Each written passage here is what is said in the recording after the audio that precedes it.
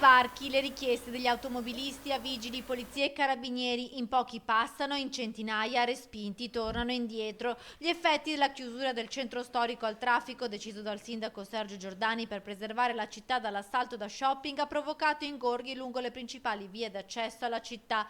L'obiettivo era quello di evitare l'invasione prenatalizia e gli assembramenti visti lo scorso fine settimana. Sono le 13:30 dell'ultimo sabato prima di Natale, Canton del Gallo, via Roma, via dello shopping. Questa è la situazione. Il mercato di Prato della Valle, piazze e vie del centro, la gente c'è e continua ad arrivare, ma non si raggiungono i livelli visti il fine settimana scorso. Molti non rinunciano al pranzo nei bar di Piazza della Frutta e delle Erbe dopo la seduta di shopping. Secondo alcune prime stime del comune di Padova sembra si sia registrato un calo di presenze del 30%.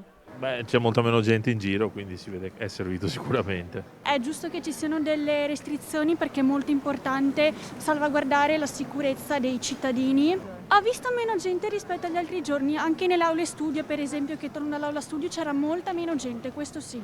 Non mi sembra che sia molto rispettata il fatto di non circolare durante il weekend. Ho sempre avuto l'impressione che queste vie siano state molto più affollate dal momento in cui vi è stata appunto questa... Secondo me serviva qualcosa di meno rigido, doveva diluire, perché siamo tutti qua, tutti insieme. Io lavoro 6 giorni alla settimana, mi restano 2 ore e non ho ancora preso niente per Natale. Prenderò tutto in internet.